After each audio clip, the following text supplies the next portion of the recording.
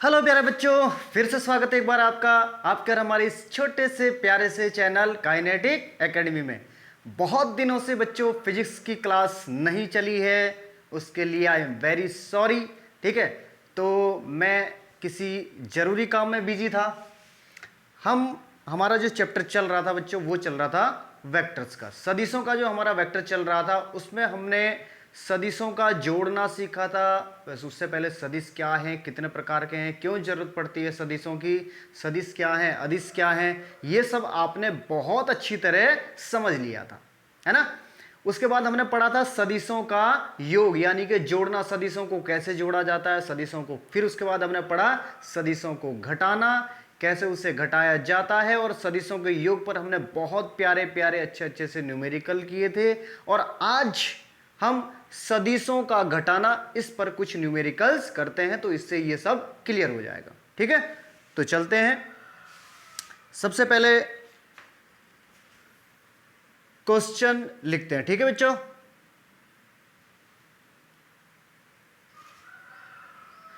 तो बच्चों ये है क्वेश्चन नंबर 1 आपके लिए। क्वेश्चन क्या है, एक कार 10√2 मीटर पर सेकंड के वेग से उत्तर दिशा की ओर जा रही है और 90 डिग्री के कोण पर दाईं ओर बिना गति बदले मुड़ जाती है। कोई अनाड़ी ड्राइवर रहा होगा जो एकदम जाए करके एकदम मुड़ गया। चलो कोई बात नहीं, वो अपने आप झेलेगा, है ना। अब मुड़ तो गया ही है, वो मुड़ जाती है। तो कार का वेग परिवर्तन ज्ञात करो। कार का वेग परिवर्तन ज्ञात करो। तुम सोचोगे सर वेग परिवर्तन, अंतिम वेग माइनस प्रारंभिक वेग, अंतिम वेग भी वही है, प्रारंभिक वेग भी वही है, घटा के 0 कर दो। क्या सदिशों में परिणामी का मान कभी 0 आता है? क्या सदिशों में परिणामी का मान कभी 0 आता है? नहीं आता है बच्चों। ठीक है, सदिशों में कभी भी परिणामी का मान 0 नहीं हो सकता, यह बात हम आपको बता चुके हैं। चलो तो फिर करना कैसे है सर, ये अब आपको बताते हैं। v1 वेग क्या है भाई, वेग v1 10√2 मीटर पर सेकेंड। ये कहां को जा रही है? उत्तर दिशा की ओर। उत्तर दिशा की यदि हम बात करें बच्चों, तो ये हमारा ईस्ट होता है, ये हमारा वेस्ट होता है, ये नॉर्थ यानी कि उत्तर, और ये दक्षिण क्या हो जाएगा? साउथ हो जाएगा। यानी कि उत्तर दिशा की ओर है उसकी गति, इस दिशा की ओर है। v1 बराबर 10√2 मीटर पर सेकेंड। भाई यही तो है वेग, उसका पहला वेग तो इसका यही है। ठीक, ये हो गया वेग। अब आ जाओ v2। v2 कितना था बच्चों? बिना क्या गति किए दिशा की ओर जा रही है, 90 डिग्री के कोण पर दाईं ओर, या 90 डिग्री के कोण पर कहां मुड़ जाती है? दाईं ओर मुड़ जाएगी। 90 डिग्री के कोण पर उत्तर दिशा की ओर जा रही है, उत्तर दिशा की ओर 90 डिग्री के कोण पर क्या मुड़ जाएगी? दाईं ओर मुड़ जाएगी। यानी कि किधर की ओर चलेगी? देखो उत्तर दिशा की ओर जा रही थी, अब 90 डिग्री के कोण पर दाईं ओर मुड़ गई, तो यानी कि पूरब दिशा की ओर हो गई अब इसकी दिशा, है ना। 10√2 मीटर पर सेकेंड किसकी दिशा? ये हो गई पूरब दिशा की ओर। अब हमें ज्ञात क्या करना है? वेग परिवर्तन, यानी कि अंतिम एट लास्ट में फाइनली क्या ज्ञात करना है? वेग परिवर्तन ज्ञात करना है। यानी कि इसका जो r है वो क्या है? वेग परिवर्तन। r क्या है? वेग परिवर्तन। निकालो जी वेग परिवर्तन। हमें क्या फाइंड करना है? वेग परिवर्तन क्या होता है बच्चों? यदि हम बात करें वेग परिवर्तन, वेग परिवर्तन यानी कि प्रारंभिक वेग माइनस के क्या हो जाएगा? अंतिम वेग। क्या होता है बच्चों? प्रारंभिक वेग माइनस के अंतिम वेग। वेग परिवर्तन हमारा क्या रहेगा? यानी कि परिणामी हमारा वेग परिवर्तन रहेगा r बराबर के v2 माइनस के v1। अब एक बात तुम्हें यहां से समझ में आ रही होगी कि v2 माइनस v1 होगा, और v1 क्या होगा? हमने सदिशों में आपको यह बताया था कि घटाने जैसी कोई बात होती नहीं, घटाने जैसा कोई काम सदिशों में होता ही नहीं। घटाने का मतलब क्या है? यदि किसी सदिश से पहले क्या लगा हुआ है? यदि माइनस लगा हुआ है, तो यानी कि उसकी दिशा क्या है? विपरीत है उसकी दिशा। उसकी दिशा केवल क्या है? विपरीत है। उसका घटाने से कोई भी लेना देना नहीं है। घटाने से कोई भी लेना देना नहीं है, यानी कि ये क्या है हमारा V2 माइनस के V1। चलो तो चित्र कैसा बनेगा बच्चों, अभी देखो जरा चित्र बना, ये था हमारा V1 यानी कि 10 अंडर रूट 2, सॉरी V1 नहीं यार, V1 तो इधर था हमारा, V1 ये हमारा 10 अंडर रूट 2 मीटर पर सेकंड, ये था हमारा V1। ये हमारा V2 था, ये हमारा क्या था V2 था, ये हमारा V2 था। अरे अब तुम सोचोगे सर ये पहले तो ऊपर गई फिर आपको यहां करना चाहिए था। ये पैरेलल शिफ्टिंग सदिशों में समांतर स्थानांतरण अलाउ है, ठीक है। ये यहां से गया इस तरीके से, यहां से ये मुड़ गया, हमने इसको यहां शिफ्ट कर दिया। अब यहां पे तुम ये देखो जरा V2, चलो ठीक है V2 तो ठीक है, माइनस के V1 प्लस का V1 कहां है, पॉजिटिव डायरेक्शन में है, माइनस का V1 कहां होगा, क्या हो जाएगा विपरीत दिशा में यार, V1 ये होगा यहां पर। बात समझ में आई या नहीं आई? माइनस का मतलब क्या है, केवल और केवल सदिशों में उसकी दिशा को विपरीत कर देना है, ठीक। उसकी दिशा को, किसकी दिशा को, जिसके ऊपर माइनस लगा हुआ है उसकी दिशा को विपरीत कर देना है। अब हमें क्या करना है यहां से भाई, परिणामी क्या होगा, पहले तो इसको क्या कर दो आगे बढ़ा के थोड़ा क्या बनाओ, समांतर चतुर्भुज। समांतर चतुर्भुज के नियम पढ़ा है ना, आर की वैल्यू फाइंड करनी है नहीं करनी पहले बताओ, ठीक है।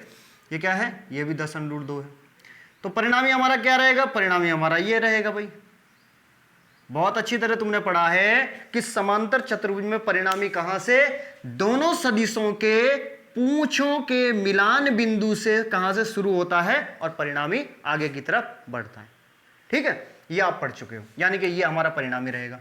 और समांतर चतुर्भुज में कैसे ज्ञात करते हैं भाई, आर की वैल्यू कैसे फाइंड करते हैं, आर स्क्वायर बराबर के ए स्क्वायर प्लस बी स्क्वायर। अब बताओ यहां पे प्लस था या माइनस था, जल्दी जल्दी से बताओ क्या था यार, जल्दी बताओ, बताओ जल्दी, माइनस के या प्लस के, 2ab cos थीटा, यही था या नहीं था, सोच के बताओ यार जरा, सोच के बताओ जरा मुझे, यही था 2ab cos थीटा था या नहीं था? अरे भाई यही तो था, विपरीत दिशा के लिए यही था या नहीं था?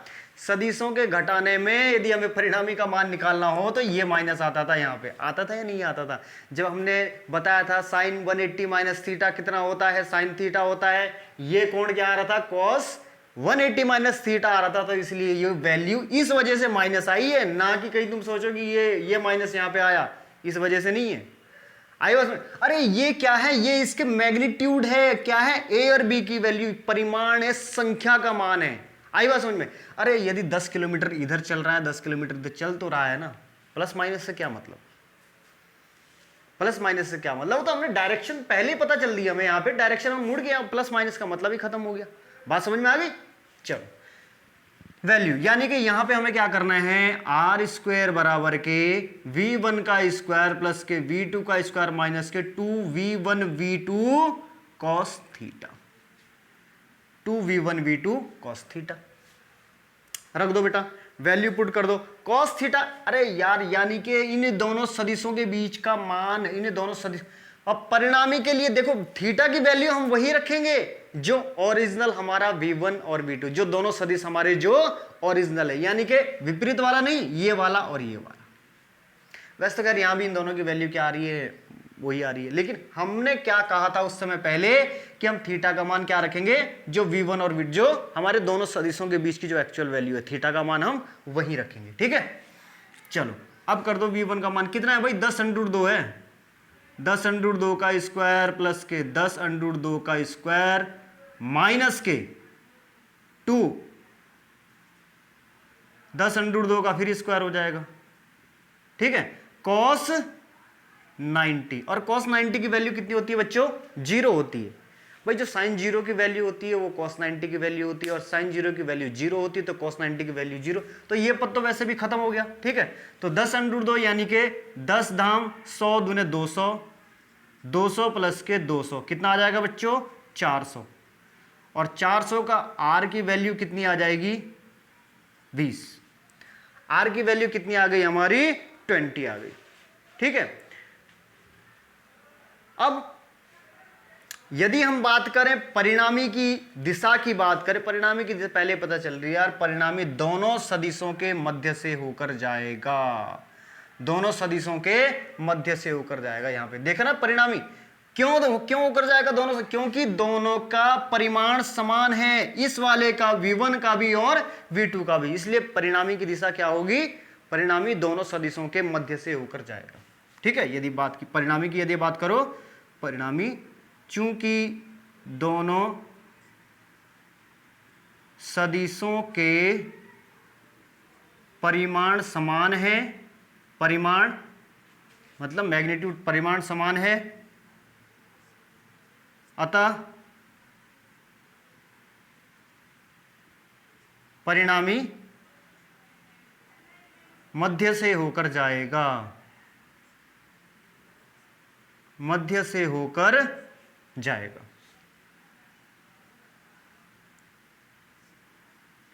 परिणामी मध्य से होकर जाएगा। ठीक है बच्चों, समझ में आ गया, परिणामी दोनों सदिशों के मध्य से होकर जाएगा, इतनी बात समझ में आ गई। वेरी गुड, बहुत सुंदर। चलो अब नेक्स्ट क्वेश्चन की, तो बच्चों ये है क्वेश्चन नंबर 2। ठीक, एक कण बिंदु P से 5 मीटर पर सेकंड की चाल से चलता है, बिंदु P से, यहां से ये कण चला 5 मीटर पर सेकंड की चाल से या वेग से चला। ठीक है, ठीक। अब क्या है, तथा जब वह बिंदु Q पर पहुंचता है तो बिंदु O पर 60 डिग्री का कोण बनाते हुए, यानी कि ये कण जब यहां से यहां पहुंचा P से Q तक, तो इसने बिंदु O पर कितने डिग्री का कोण बनाया, 60 डिग्री का कोण, ऐसे चला ये कण। ठीक है, यहां से ऐसे चला तो इसने बिंदु O पर कितने डिग्री का कोण बनाया, 60 डिग्री का। भाई ये ऐसे है ना, ये थी कण की स्थिति, ये ऐसे जब घूमा तो यानी कि कितना घूमा, यहां से 60 डिग्री का कोण घूमा है। ठीक, इतनी बात समझ में आ गई। चलो अब, और कोण बनाते हुए आगे की ओर भी कितने डिग्री, 5, आगे की ओर भी कितने डिग्री नहीं, सॉरी, इसको उसके क्या है, वेग 5 मीटर पर सेकंड की चाल वही है, यहां भी 5 मीटर पर सेकंड की स्पीड से चल रहा था, और जैसे उसने बिंदु Q को क्रॉस किया फिर आगे भी वो 5 मीटर पर सेकंड के चाल से ही चल रहा है। बात समझ में आ गई। अब तुम सोचोगे सर आप कभी चाल बोल रहे हो कभी वेग बोल रहे हो, अरे बेटा चाल क्या है, उसका एक तरीके से परिमाण है, मैग्नीट्यूड है। डायरेक्शन तो पता चल रही है ना, डायरेक्शन क्या है भाई, ये डायरेक्शन, जब डायरेक्शन की हम बात करेंगे तो वो वेग भी बन जाएगा, चाल में जब डायरेक्शन ऐड कर देंगे तो ऑटोमेटिक क्या बन जाएगा, वेग बन जाएगा। ठीक, अब चाल से चलता है जैसा कि चित्र में दिखाया गया है। ठीक है, बिल्कुल, ये जैसा नहीं लग रहा है ना, जैसे को थोड़ा जय बनाओ। ठीक है, जैसा कि चित्र में दिखाया गया है, P व Q के बीच कण का वेग परिवर्तन, P और Q के बीच कण का वेग परिवर्तन। तुम सोचोगे सर यहां भी वेग पहले भी 5 मीटर पर सेकंड था, बाद में भी 5 मीटर पर सेकंड है, तो अंतर, अरे बेटा डायरेक्शन चेंज हुई है। अभी V1 की डायरेक्शन क्या थी, देखो V1 की डायरेक्शन इस तरह से है। भाई अगर मान लिया तुम्हारे पास, देखो ये कोई सर्कल है यार, यहां पे, ओह सर्कल नहीं यार, ये तो अंडे से भी बेकार बन गया। हाँ अब थोड़ा मान सकते हैं ना, सर्कल का छोटा भाई बन गया है। चलो वृत्त ये है, अगर हम यहाँ पे V1 की, यहाँ पे मान लिया हमारा V1 है, तो V1 की यहाँ पे जो डायरेक्शन होगी वो कुछ इस तरीके से होगी। अरे इससे मिलता हुआ ही तो जाएगा यार, इस पे स्पर्श करेगा ना, इस पर। और हमेशा ध्यान रखना, चलो अब हम बात करते हैं V2 की। यदि यहाँ पे हम V2 की स्थिति फाइंड करें, यहाँ पे V2 की जो आगे की जो डायरेक्शन रहेगी आगे बढ़ने की, तो कैसे रहेगी, ऐसे रहेगी ना, इससे टच करता हुआ ही तो आगे निकलेगा यार। तो यहाँ पे देखो यह डायरेक्शन किधर जा रही है, इधर की तरफ जा रही है, डायरेक्शन किधर की तरफ जा रही है, इधर की जा रही है, यानी कि दिशा में परिवर्तन हुआ है, दिशा में परिवर्तन हुआ है। ठीक, दिशा में जब परिवर्तन हुआ है, अब हमें अच्छी तरह से पता है क्या करना है, P और Q के बीच कण का वेग परिवर्तन ज्ञात करना है। जैसे समझ लो अगर दिशा में परिवर्तन ना हुआ होता तो एक बात थी, पहले वाले क्वेश्चन में क्या था, पहले वो कार कहां जा रही थी, उत्तर की तरफ, फिर कहां मुड़ी, 90 डिग्री के कोण पर दाईं ओर मुड़ गई, दिशा में परिवर्तन हुआ था ना, इसका मतलब वहां भी हमारी वैल्यू आई थी, जबकि वहां पे भी क्या था, वेग एक जैसे समान था। यहां पे भी वही है, वेग समान है 5 मीटर पर सेकंड है, लेकिन दिशा में परिवर्तन हुआ है। दिशा में क्या हुआ है?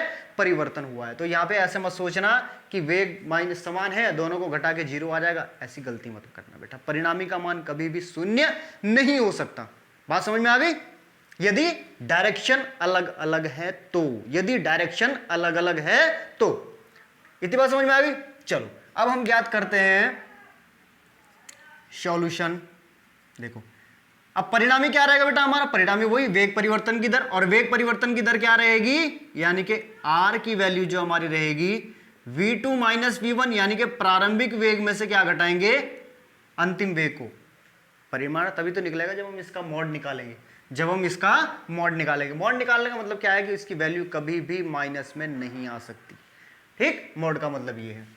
तो चलो रखो बेटा v2 माइनस v1, r की वैल्यू फाइंड करो। अब r की देखो ये चित्र कुछ ऐसा है, कैसा है भाई?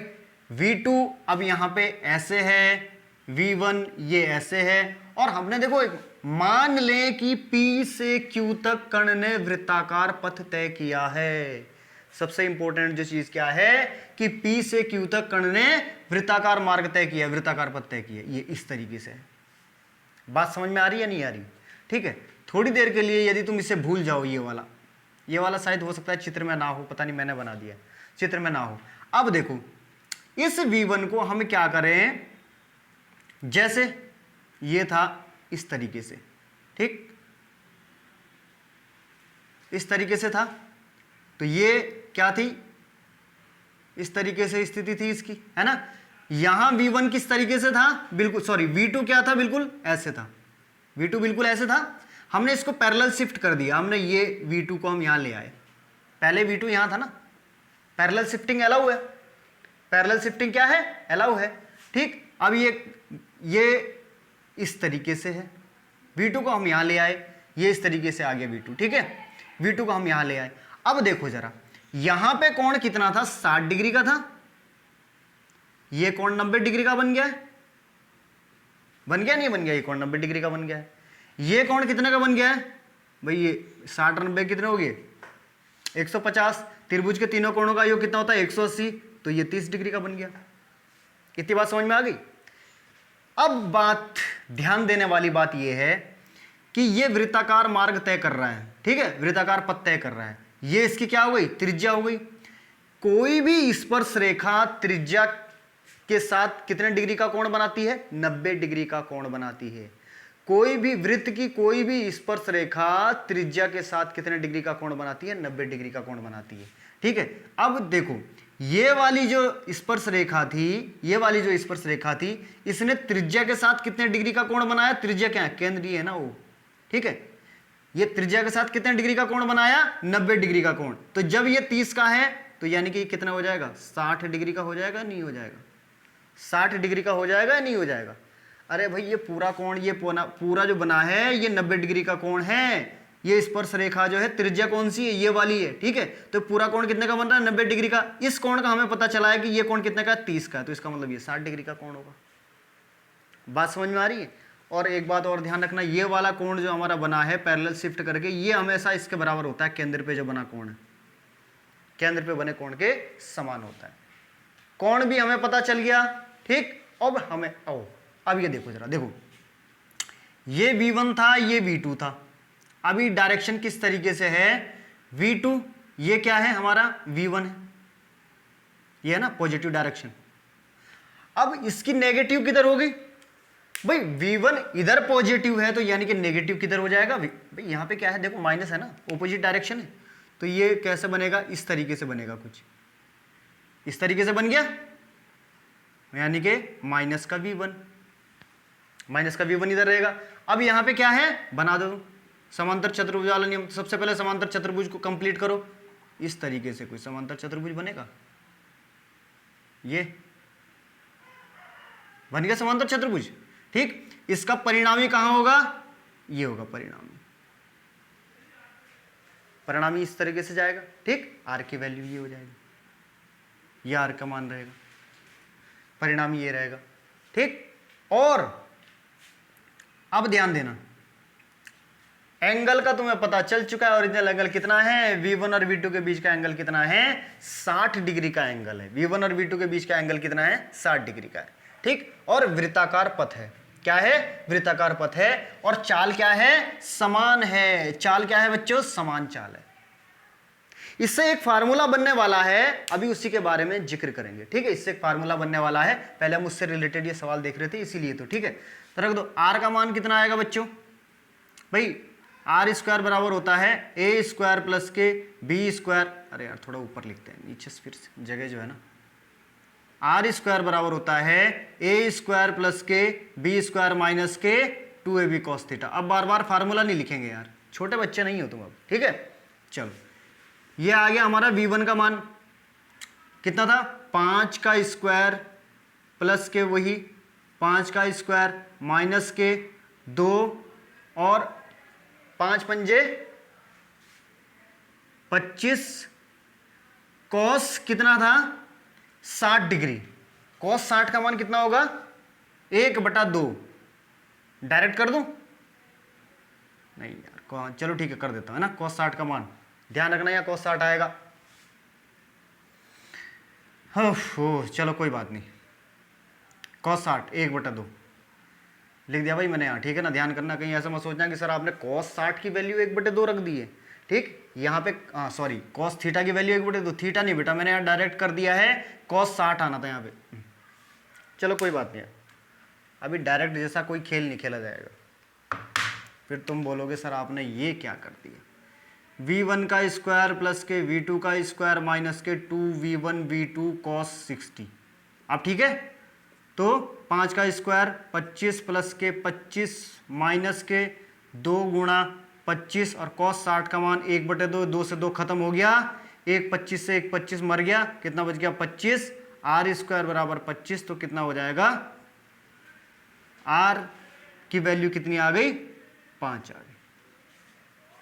वैसे आर स्क्वायर की वैल्यू प्लस माइनस आनी थी, लेकिन तुम्हें पता है रिजल्टेंट कभी भी, परिणामी कभी भी माइनस में नहीं आता, इसलिए हम यहाँ पे क्या लगा देते हैं, मॉड लगा देते हैं, ठीक है। माइनस का झंझट खत्म हो गया। आर का मान कितना आ गया, परिणामी कितना आ गया, 5 आ गया। यहाँ पे परिणामी का मान कितना आ गया, 5 आ गया। इतनी बात समझ में आ गई बच्चों, आर की वैल्यू कितनी आ गई, ये आ गई, ठीक है। उतार लीजिए, सवाल उतार लीजिए, बहुत अच्छी तरह समझाया गया है। समझ में ना आए तो आप हमें कमेंट बॉक्स में लिख भी सकते हैं, फिलहाल इसे उतार लीजिए। आपको नया सवाल बताते हैं, क्वेश्चन नंबर 3।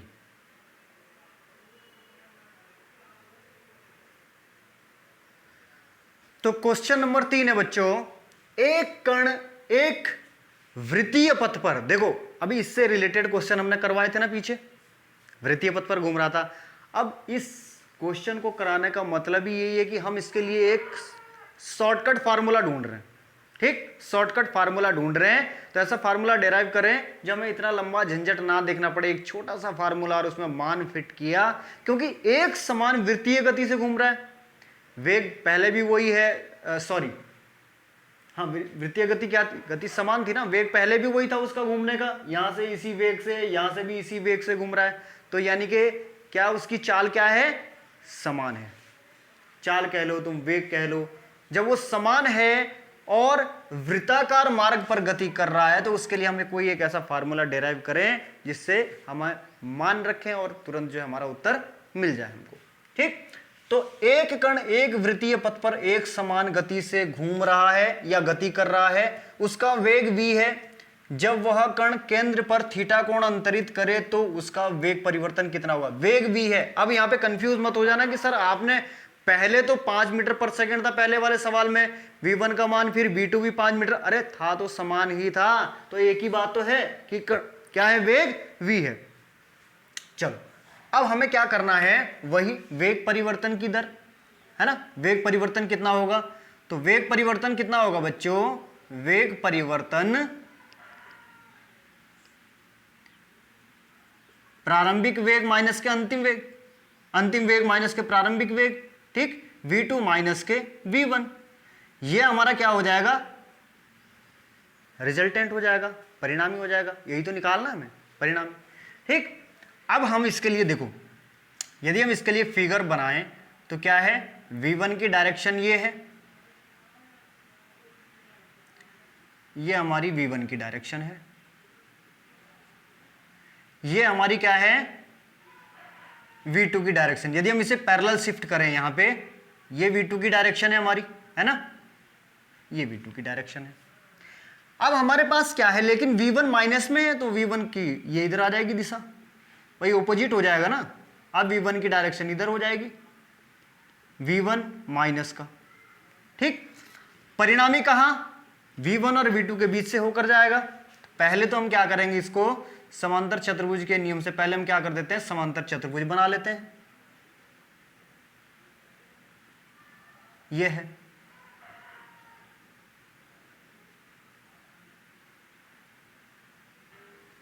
समांतर चतुर्भुज बना लिया हमने। बात समझ में आ गई? ये हुआ, समांतर चतुर्भुज बना लिया, ठीक है। ये हमारा परिणामी हो गया आर।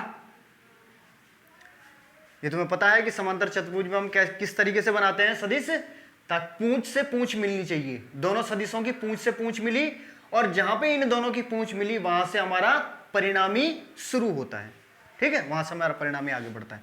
निकाल दो बेटा, आर का मान निकाल दो। आर बराबर क्या होता है, निकालते आए अभी तक ना, क्या डायरेक्ट फार्मूला, डायरेक्ट मान रख देते हैं ना, v1 का स्क्वायर प्लस के v2 का स्क्वायर। अब तुम सोचोगे सर आप यहाँ पे v1 v2 का मान रख रहे हैं, ठीक है बेटा, मान तो देखो उसका वेग v ही है। अब v1 v2 रख लो, चाहे तुम डायरेक्ट v रख लो v का स्क्वायर प्लस के, मतलब अब वेग के लिए हमें प्रारंभिक वेग अंतिम, मतलब वेग तो उसका v है, लेकिन क्या है, प्रारंभिक भी अंतिम वही है, समान है। कहने का मतलब क्या है कि उसका वेग v है, यहां भी वो v ही, ये देख लो। अब v1 v2 है ना, चलो इसे भी v मान लो, इसे भी v मान लो। अब बात समझ में आ गई भाई, यहां भी क्या है, v है, और यहां भी क्या है, v है, लेकिन यहां पे हम इसलिए रख रहे हैं क्योंकि बेटा यहां पे इसकी डायरेक्शन क्या है, अलग अलग है, डायरेक्शन इसकी अलग अलग है। वो तो बाद में जब हम फार्मूले में मान रखेंगे तो v1 और v2 बराबर है, इसलिए हम दोनों को क्या कर देंगे, v कर देंगे, ठीक है। फिलहाल यह आप यहां पे ऐसे लिखें 2v1 v2 और cos थीटा, ठीक। अब मान रख दो भाई, दोनों मान क्या है, समान है, v का स्क्वायर प्लस के v का स्क्वायर माइनस के 2v स्क्वायर cos थीटा, क्या है, cos थीटा। v का स्क्वायर प्लस v का स्क्वायर कितना हो जाएगा बच्चों, 2v स्क्वायर माइनस के 2v स्क्वायर cos थीटा। तो 2v स्क्वायर हमने कॉमन ले लिया, 1 माइनस के cos थीटा, 1 माइनस के cos थीटा। cos थीटा में बेटा एक फार्मूला होता है,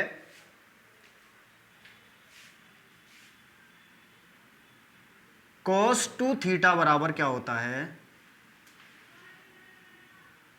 cos 2 थीटा बराबर 1 माइनस के 2 साइन स्क्वायर थीटा बाई 2, ये होता है। सॉरी, अभी बात करते हैं हम थीटा की बात, 2 थीटा आ गया हमारे पास।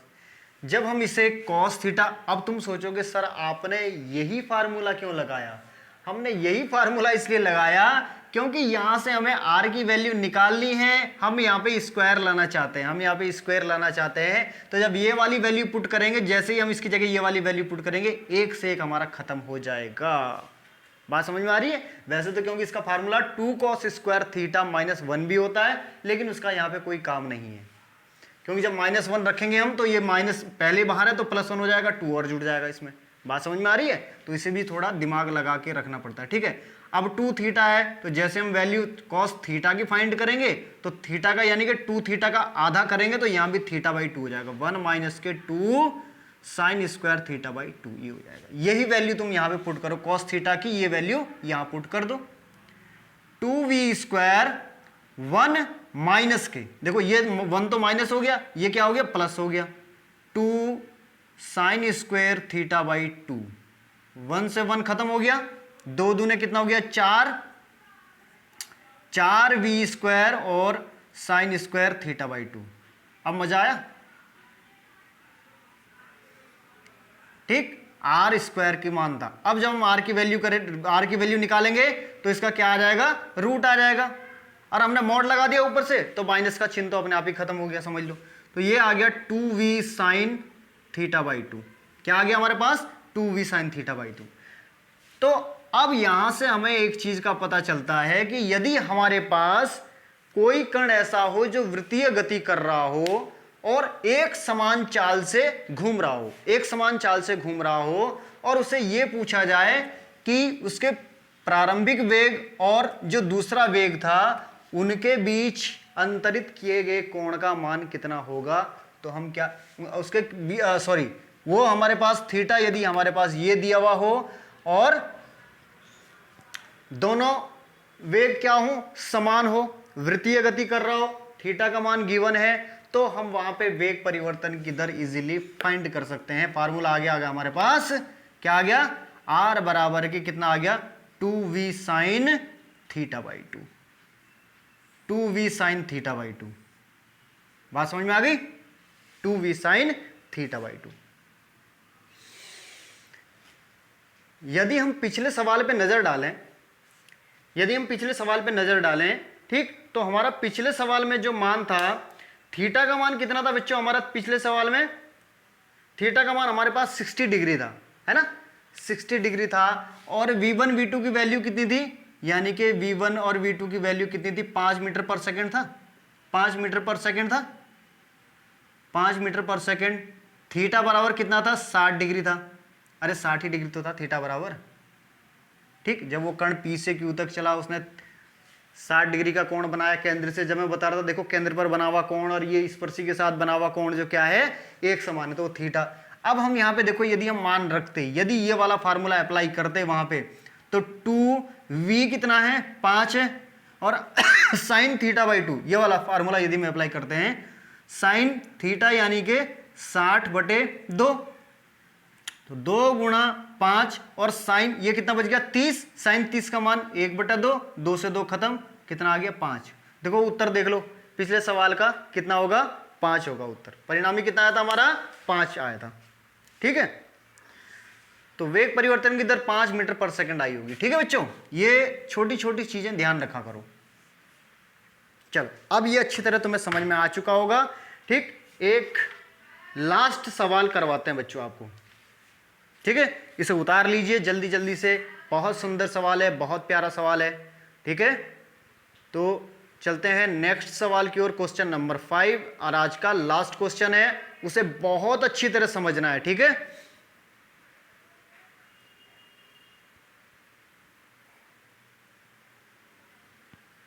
तो क्वेश्चन नंबर 4 ये है बच्चों, एक कण एक वृत्ताकार मार्ग पर एक समान चाल 25 मीटर पर सेकंड से गति कर रहा है। अभी ये एक समान चाल चलता रहेगा बच्चों, क्योंकि जो फार्मूला हमने अभी डिराइव किया है 2v sine theta by two, ये फार्मूला किसके लिए है? एक समान वृत्तीय गति के लिए ही है, एक समान वृत्तीय गति के लिए ही है, ठीक है। गति कर रहा है तो वेग परिवर्तन की दर ज्ञात करो। वृत्तीय गति कर रहा है और वेग परिवर्तन की दर ज्ञात करनी है 2v sine theta by two, 2v sine theta by two, 2v sine theta by two, ठीक है। चलो अब आधे चक्कर में वृत्तीय गति कर रहा है, इसका मतलब क्या है? यानी कि वृत्त बनाना पड़ेगा हमें, ठीक है। ये वृत्तीय गति कर, यानी कि यहां इस पॉइंट से इसने चलना शुरू किया, यहां क्या था? v1 था वेग, और आधे में पहुंच गया भाई। वृत्तीय गति कर रहा ना 1/2 चक्कर में, 1/2 चक्कर यानी कि वृत्त का उसने कितना चक्कर लगाया? हाँ 1/2 चक्कर। अब ये घूमते घूमते किधर आ गया? इधर। अभी इधर की तरफ घूम रहा है, तो यानी कि v1 की डायरेक्शन उधर है और v2 की डायरेक्शन किधर रहेगी? ये v2 की डायरेक्शन रहेगी, ठीक है। ये v2 की डायरेक्शन रहेगी, ये हो गया v2 की डायरेक्शन। कितने का कोण घुमा ये? यहां से यहां तक आने में 180 डिग्री का कोण घूम गया इसमें। कितने का कोण घूम गया? 180 डिग्री का कोण घूम गया ये, ठीक है। हमें क्या ज्ञात करना है? वेग परिवर्तन की दर। वेग परिवर्तन की दर ज्ञात क्या करनी है? तो वेग परिवर्तन की दर क्या होती थी बच्चों? v2 माइनस के v1 का मॉड निकालते थे, है ना। v2 माइनस के v1 का मॉड। अब हमारे पास डायरेक्ट फार्मूला है, अब हम वो नहीं करेंगे कि r की वैल्यू निकालेंगे फिर इस तरीके से हमें वो चाहिए। अब तो हमारे पास क्या? v का मान भी पता है, थीटा का मान भी पता है, फट से चुटकियों में सॉल्व करेंगे इसे, ठीक है। तो 2v sine theta by two, 2v sine theta by two रख दो बच्चे, मान रख दो। 2 गुणा v का मान कितना है? 25 है, ठीक। Sine theta by two, sine theta by two यानी कि थीटा कितना है 180 डिग्री है, ठीक है। तो साइन 90 हो जाएगा, ये वो 180/2 यानी कि साइन 90, और साइन 90 का मान कितना होता है बच्चों 1 होता है साइन 90 का मान। तो 25 दूने कितना हो जाएगा 50 मीटर पर सेकंड। बात समझ में आ गई। साइन 90 का मान कितना होता है 1 होता है। फट से निकल गया सवाल। अब आ जाओ ऐसे ही, किस में आ जाओ 1/4 चक्कर में। अरे 1/4 चक्कर में भी तो ऐसे होगा बच्चों, ये कोई नया थोड़ी है। 1/4 चक्कर में यहीं से शुरू किया, देखो ये इस तरीके से आया, 1/4 चक्कर में देखो यहीं पे पहुंचा, यहां पे पहुंचा ना, ये V1 हो गया और ये आपका क्या हो गया बच्चों V2 हो गया। तो ये इस तरीके से जाएगा, ठीक है, यहां पे, यानी कि V1 का जो, अब इसे यदि हम देखो पैरेलल शिफ्ट करें, यहां पे कोण ये देख लो ना, इस तरीके से कितना बना कोण बना 90 डिग्री का, कोण बना कितने का 90 डिग्री का। भाई इसको तुमने यहां मिला दिया यार, इसको यहां मिला दिया, तो बीच का कोण कितना बनेगा 90 डिग्री का ही कोण तो बनेगा, ठीक है।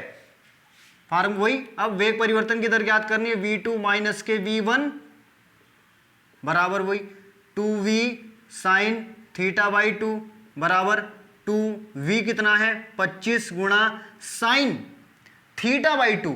थीटा बाई 2 का मतलब क्या है बच्चों साइन 45, थीटा कितना है 90, तो साइन 45 आ जाएगा इसका मान। साइन 45 का मान कितना होता है 1/√2, 1/√2 ही होता है ना, हाँ ठीक है, 1/√2 होगा। तो 2 से यदि देखो गुणा करना चाहो तुम ऊपर, √2 से √2 से गुणा करनी चाहो, √2 ऊपर आ जाएगा, कितना आ जाएगा 25 दूने 50, इस 2 से फिर 2, यही आ जाएगा मान। अरे यार अगर शॉर्ट में करूंगा तो फिर तुम्हें फिर वही दिक्कत हो जाएगी, यहाँ पे ऐसे करो ना, फिर √2/√2, √2 गुणा √2 कितना हो जाएगा 2, 2 से ये 2 खत्म हो गया, ऊपर क्या आ जाएगा 25 √2 आ जाएगा मीटर पर सेकंड। अब इसे सॉल्व खुद कर लेना यार, ठीक है, 25 √2 मीटर पर सेकंड आ जाएगा, ठीक है। अब आते हैं बात 3/4 चक्कर में। देखो 3/4 चक्कर कितने हो जाएंगे, यहां से देखो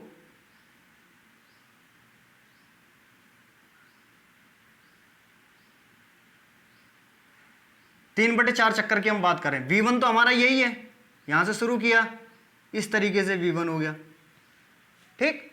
अब V2 देखो 3/4 यानी कि पूरा 1/2 हो गया, ये 1/4 था, ये 3/4, अरे 4 भाग करो ना इसके यार, सिंपल सी बात है, 4 भाग में से 1 2 3, 3/4 यानी कि 4 में से 3 भाग हो गए, ये अर्थात क्या हो जाएगा यहां पे है इसकी स्थिति, ठीक है।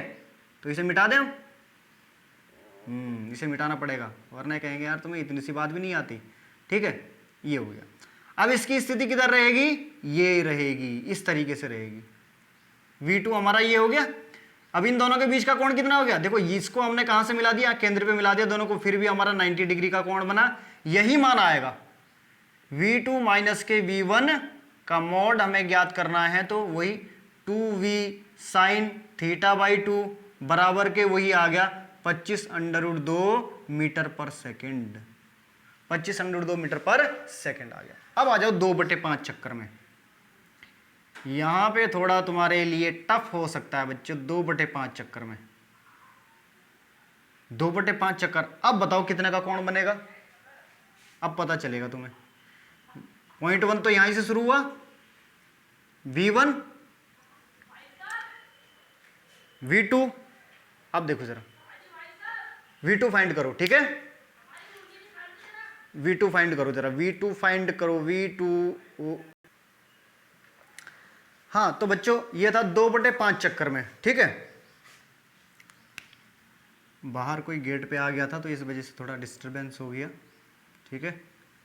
चलो 2/5 चक्कर में, अब देखो बच्चों यहां पे, अब यहां पे ऐसे तो पता चल नहीं सकता है, ठीक। 2/5 चक्कर में हम इसके लिए क्या फार्मूला अपनाएंगे, एक चक्कर में बना कोण कितने का बच्चों 360 डिग्री का। एक पूरे चक्कर में बना कोण कितने का 360 डिग्री का।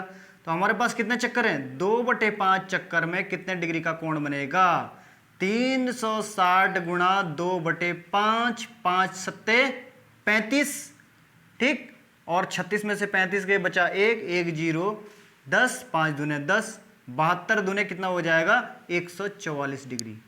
तो 144 डिग्री का कोण देखो, 144 डिग्री का कैसे बनेगा, यहां से तो ये बन लिया, ठीक है, तो यहां से लगभग 190 का ये रहेगा, 120 का ये रहेगा, 144 डिग्री का कुछ इस तरीके से बनेगा, ठीक है, 144 डिग्री का। तो यानी कि यहां पे रहेगी ये इस तरीके से V2 हो जाएगा, इस तरीके से V2, और ये कितने का कोण हो जाएगा, 144 डिग्री। रख दो फिर वही मान, ठीक है, यानी कि V2 माइनस के V1, वेग परिवर्तन की दर ज्ञात करनी है ना, 2V साइन θ/2, तो क्या हो जाएगा, 2 गुणा 25 और साइन 144/2 यानी कि 72 डिग्री हो जाएगा, साइन 72 डिग्री हो जाएगा, साइन 72 डिग्री का। यार इसका मान खुद निकाल लेना, ठीक है, 25 दूने 50 साइन 72 डिग्री, बुक में देख लेना पीछे, ठीक है, 72 डिग्री का मान कितना बैठ रहा है। अब आ जाओ, यदि यदि यदि यदि यदि जगह है नीचे बची हुई या नहीं बची हुई है, चलो चल एक छोटा सा, चल इसे भी कर लेते हैं ना, 5/6 डिग्री की, क्योंकि ये इंपॉर्टेंट पॉइंट है इस वजह से करा रहा हूं इसे। कितना है, 5/6 चक्कर में, 5/6 चक्कर में कितना घूमेगा। अब घूमने के लिए तो वही, अब तो तुम इजीली निकाल ही लोगे इसे, है ना, 5/6 चक्कर में, 5/6 चक्कर में इस तरीके से रहेगी इसकी डायरेक्शन, यह हमारा V1 रहेगा।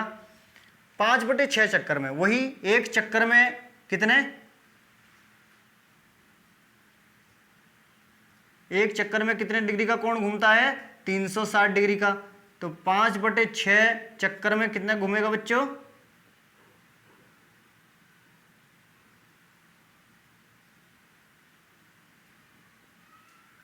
5/6 चक्कर में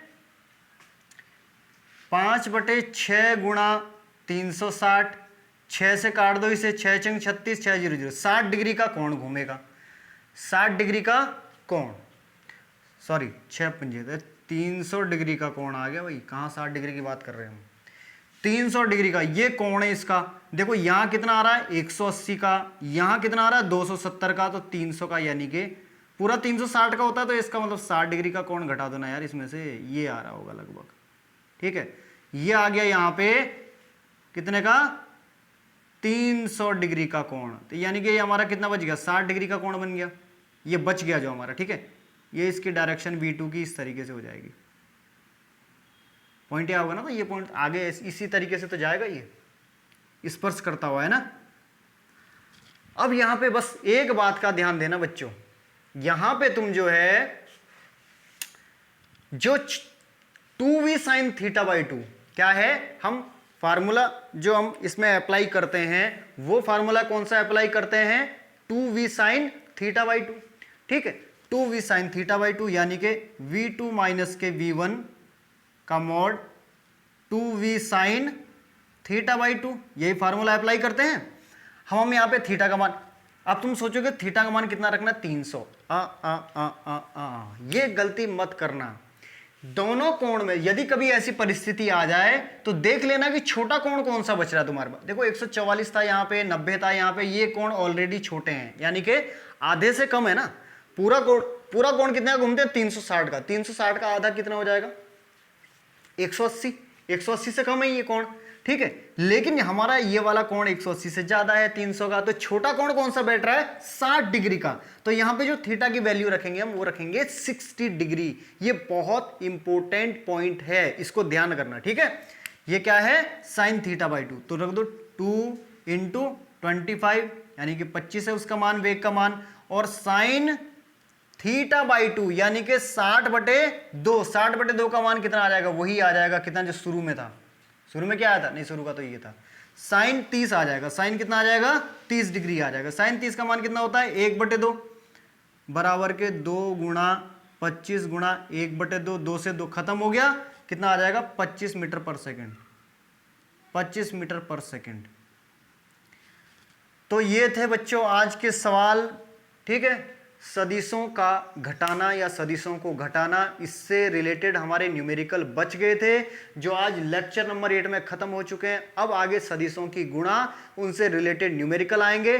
पढ़ते रहो, मेहनत करते रहो। चैनल को शेयर जरूर करना, अपने दोस्तों में सब्सक्राइब जरूर करवाना अपने दोस्तों से, जो आपके दोस्त फिजिक्स सब्जेक्ट वाले हों 11th के। ठीक है, और 12th की क्लासेस, ऑनलाइन क्लासेस मई के प्रथम सप्ताह से शुरू हो जाएंगी। ठीक है, मई में, ठीक है, प्रथम सप्ताह से शुरू हो जाएंगी। बच्चों ध्यान रखना, इस समय जो ये टाइम है तुम्हारे पास, जो मई जून जुलाई जो तुम छुट्टियों में अपना टाइम जो है ये वेस्ट करते हो, ये पढ़ाई के लिए सबसे उपयुक्त समय होता है, क्योंकि इस समय तुम्हारे दिमाग में किसी भी प्रकार का कोई प्रेशर नहीं रहता है। इस समय जो याद कर लोगे वो कभी भूलोगे भी नहीं, क्योंकि बिना प्रेशर के तुम याद करोगे। ठीक है, एग्जाम से 2-3 महीने पहले तुम्हारी जो पढ़ने की आदत है उसे छोड़ दो, क्योंकि उस समय तुम केवल और केवल डर की वजह से पढ़ते हो, इसलिए कभी वो सक्सेस नहीं हो पाता। बात समझ में आ रही है? इस समय पढ़ोगे, तुम्हारे दिमाग में ना तो एग्जाम का प्रेशर रहेगा, पता है तुम्हें कि एग्जाम बहुत दूर है, तब तक तो हम इसका रिवीजन भी कर लेंगे।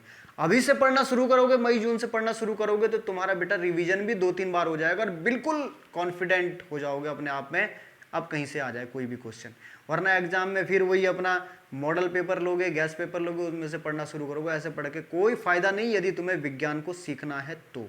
यदि खाली रटना है या पास होना है वो एक अलग बात है। ठीक है, तो मई महीने के प्रथम सप्ताह से हम जो है क्लासेस शुरू करेंगे फिजिक्स की, इंटरमीडिएट की। फर्स्ट ईयर की तो हमारी चली रही है। ठीक है, फर्स्ट ईयर की हमारी चली रही है और इसे भी अब कंटिन्यू जारी रखेंगे। ये वीडियो शायद मुझे ऐसे लग रहा है कि 4-5 दिन बाद या 6-7 दिन बाद आई है, लेकिन अब वीडियो जल्दी जल्दी आया करेगी आपके लिए। बस इतना जरूर करना कि चैनल को शेयर जरूर करना। ठीक है, तब तक के लिए टेक केयर, बाय बाय।